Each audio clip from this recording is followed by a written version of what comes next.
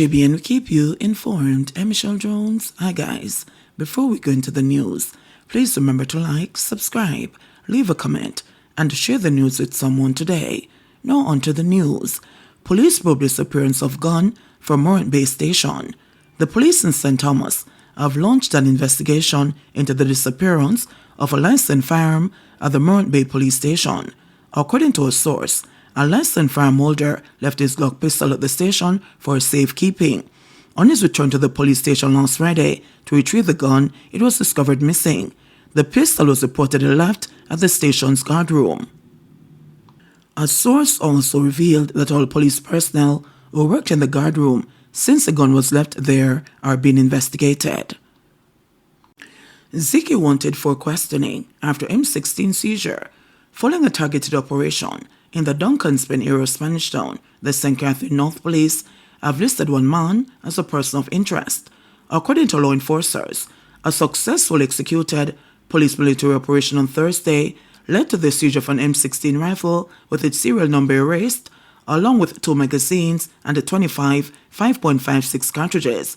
The weapon was left behind by a man during a police pursuit. On Thursday, March 7, about 11:45 a.m., a target raid operation was conducted in the Duncan's Pen area of Spanish Town. This was a joint police military operation in search of men said to be in possession of toileted weapons.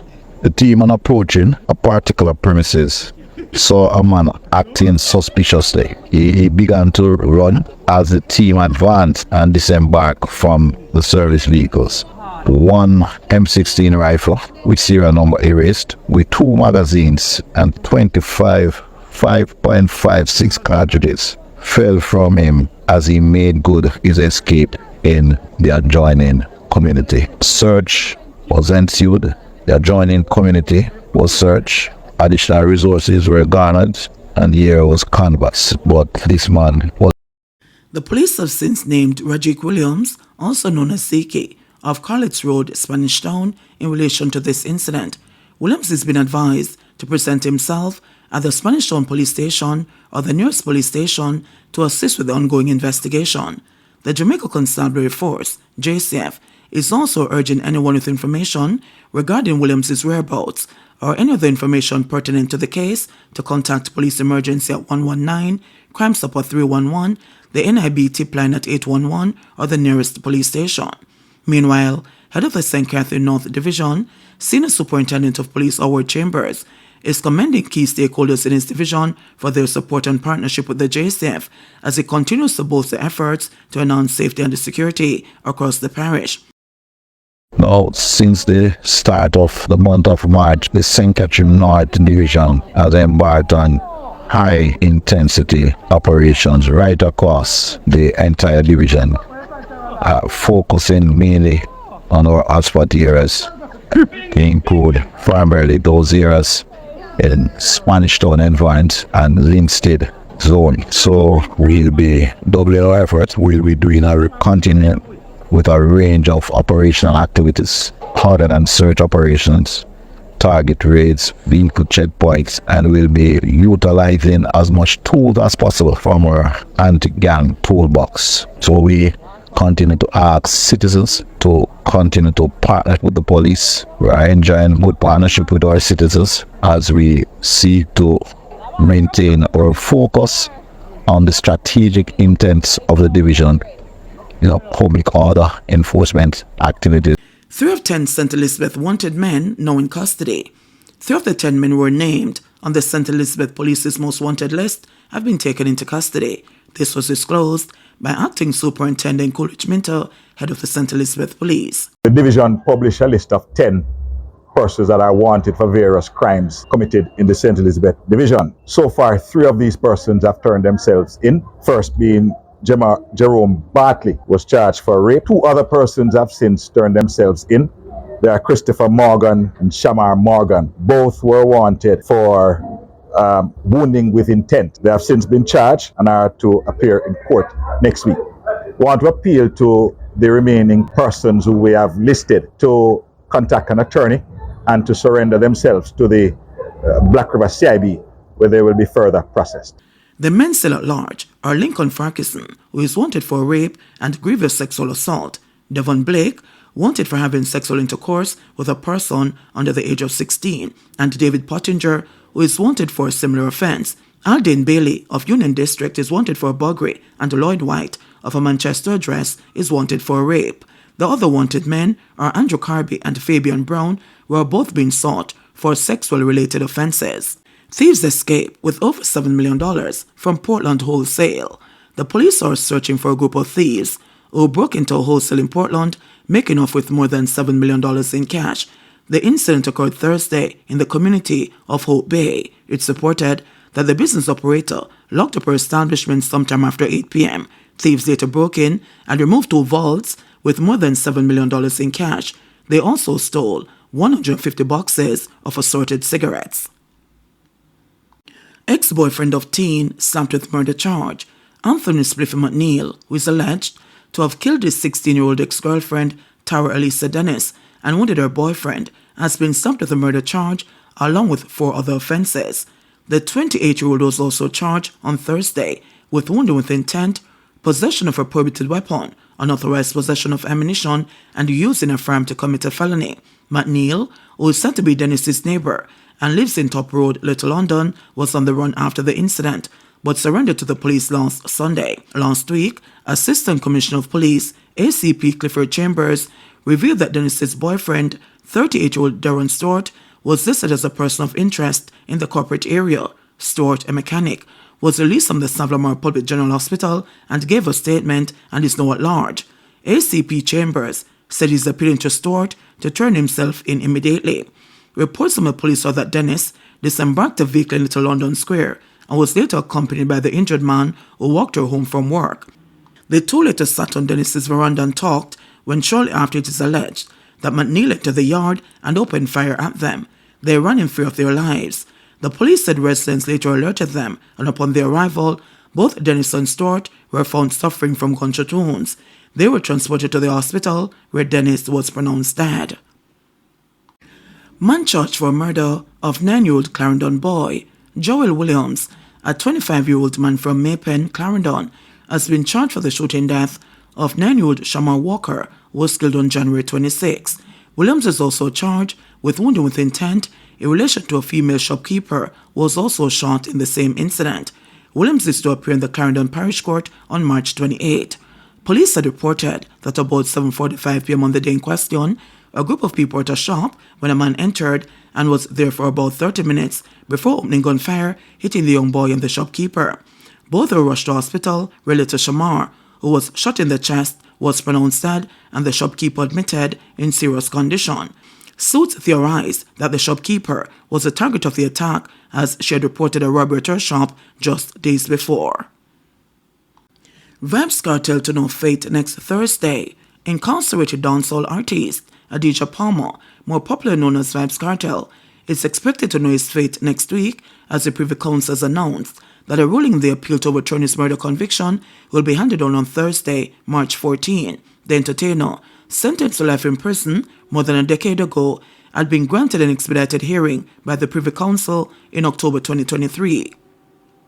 Specifics regarding the DJ's case were heard in the United Kingdom on February 14 and 15. The decision then comes just over a month after court proceedings concluded. It was expected that the final decision could take up to 12 weeks. After a trial lasting 64 days, before the trial judge and the jury in the Home Circuit Court, Cartel and disco accused, including Sean Storm Campbell, were convicted of the murder of Clive Lizard Williams, who was reportedly killed on August 16, 2011. The police took Cartel and disco accused into custody on September 30, 2011. Their cell phones were seized. According to the Privy Council's release, the prosecution relied heavily on evidence derived from these phones, which was taken from a copy of a CD-ROM provided by Digicel, a telecommunications provider in Jamaica, in response to a police request. It further stated that at the trial, Cartel et al. Challenged the admissibility of the telecommunications evidence. They argued that the police requested Digicel, and Digicel's provision of data to the police were carried out in breach of the Interception of Communications Act.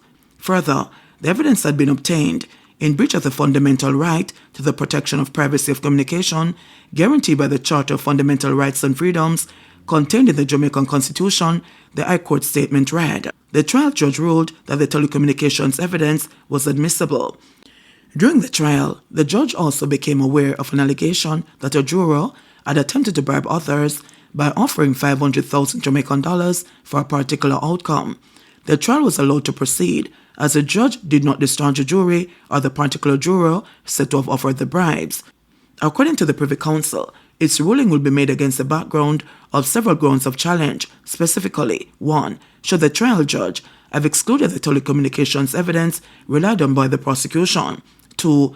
Or should the judge handle the allegations that there were attempts to bribe members of the jury during the trial? Should the jury have been discharged? 3. Was the judge wrong to invite the jury to reach a verdict late in the day given the special circumstances of the case? Cartel and the 3 others were handed life sentences in March 2014. Their appeal was dismissed in Jamaica's Court of Appeal before the matter was brought before the Privy Council in the UK. Shanika Gray's aunt upset over delay in murderer's sentencing. Thursday's delay in the sentencing of Gregory Roberts, the convicted murderer of 15-year-old schoolgirl Shanika Gray, has dealt yet another blow to the teenager's grieving relatives. The matter was called up in the Trelawney Circuit Court, but a combination of factors saw sentencing being pushed back to April 4. For Shanika's aunt, Nikita Gray, the delay has added to the family's mental anguish. It is not easy. It is like you're playing with my emotions while he gets leniency to do whatever he wants to do, and I'm concerned about my safety and my family as well. The more time you allow them to do what they're doing, the more mess they make around Montego Bay, stated Gray. When asked what security concerns she was referring to, she revealed that Roberts has ties to the community. On the outside, you have to be watching our backs as well. We don't know if he's planning from the inside. We don't know if when we show up here, he has people out there to see who comes. He's a persistent kind of person. The court doesn't think about that part of it when they give him more time. An entire month again, lamented Gray. The case began in November 2023 in the St. James Circuit Court, and a verdict was delivered on January 24 in that court. The case began in November 2023 in the St. James Circuit Court, and a verdict was delivered on January 24 in that court. However, Thursday's sentencing was sent to Trelawney to allow High Court Justice Bertram Morrison, who has been presiding over the case since inception and is now presiding over the Trelawney Circuit Court, to hand down the sentence. When the matter was called up on Thursday, Prosecutor Andrew Martin Swaby reminded Justice Morrison that he had ordered the prosecution and the defense to make written submissions in time for sentencing. Martin Swaby said the prosecution did so electronically on March 5 and a physical copy was provided at a later date. Martin Swaby said the social inquiry report was also prepared by the probation department. An antecedent report was also prepared. However, according to Justice Morrison, the matter was adjourned as a result of a combination of factors, including Roberts' attorney, Chimio Paris, being asked last minute to make a submission to the court on behalf of the lead defense attorney, Leroy Equiano. However, Paris was unable to make a written submission within the limited time he had and proposed an oral presentation. But Justice Morrison pointed out that, based on the nature of the case and the public's interest in it, he would prefer to receive the submission in writing ahead of the sentencing date. Having said so, the matter will now be reverted to the St. James Circuit Court on the 4th of April for sentencing, stated Justice Morrison. He then apologized to all parties involved, including Shanika's family, for the inconvenience caused. The teen's aunt said the delay, like others before it, has been hard on them. It does add to the trauma, because every time you get to the point where you think it is going to wrap up or finish, you have to brace yourself each time to come and face this guy in the court, and then for them to tell you, you break down. Anxiety is not something good, you know. You bring me up today, then you bring me down, and then when I go home, you have to be prepping yourself to get up each morning. So when you do things like that, it sends you back into a slumber. Gray said. Shanika was a grade 10 student at the time of her death in 2017, was found dead 3 days after she had been reported missing. She was last seen alive in Montego Bay while on her way home from the funeral of a schoolmate. Roberts and his co-accused, Mario Morrison, were later taken into custody in connection with the killing. Morrison pleaded guilty in September 2022 after entering a plea deal with the state and was sentenced to life in prison a month later. The JBN will keep you informed. Please remember to subscribe, like, share, leave us a comment, and click the notification bell to receive our daily news items.